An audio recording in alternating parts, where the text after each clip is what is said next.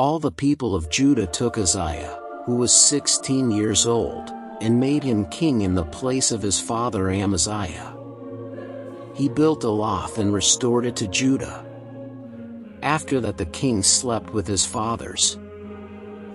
Uzziah was 16 years old when he began to reign, and he reigned 52 years in Jerusalem. His mother's name was Jechiliah, of Jerusalem. He did that which was right in Yahweh's eyes, according to all that his father Amaziah had done. He set himself to seek God in the days of Zechariah, who had understanding in the vision of God, and as long as he sought Yahweh, God made him prosper. He went out and fought against the Philistines, and broke down the wall of Gath, the wall of Jabneh, and the wall of Ashdod, and he built cities in the country of Ashdod, and among the Philistines. God helped him against the Philistines, and against the Arabians who lived in Gerbal, and the Munim. The Ammonites gave tribute to Uzziah.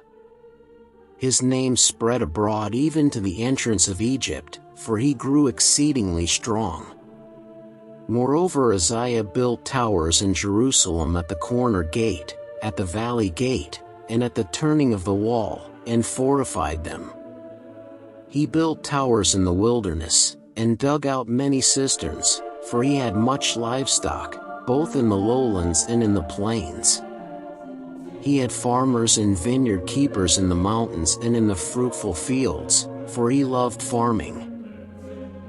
Moreover, Uzziah had an army of fighting men who went out to war by bands, according to the number of their reckoning made by Jeiel the scribe and Maaseiah the officer, under the hand of Hananiah, one of the king's captains. The whole number of the heads of the houses of the fathers, even the mighty men of valor, was 2,600. Under their hand was an army, 307,500, who made war with mighty power, to help the king against the enemy. Uzziah prepared for them, even for all the army, shields, spears, helmets, coats of mail, bows, and stones for slinging. In Jerusalem, he made devices, invented by skillful men, to be on the towers and on the battlements, with which to shoot arrows and great stones. His name spread far abroad, because he was marvelously helped until he was strong. But when he was strong, his heart was lifted up, so that he did corruptly, and he trespassed against Yahweh his God, for he went into Yahweh's temple to burn incense on the altar of incense. Azariah the priest went in after him, and with him 80 priests of Yahweh, who were valiant men. They resisted Uzziah the king, and said to him, "It isn't for you, Uzziah, to burn incense to Yahweh, but for the priests the sons of Aaron, who are consecrated to burn incense. Go out of the sanctuary, for you have trespassed. It will not be for your honor from Yahweh God." Then Uzziah was angry.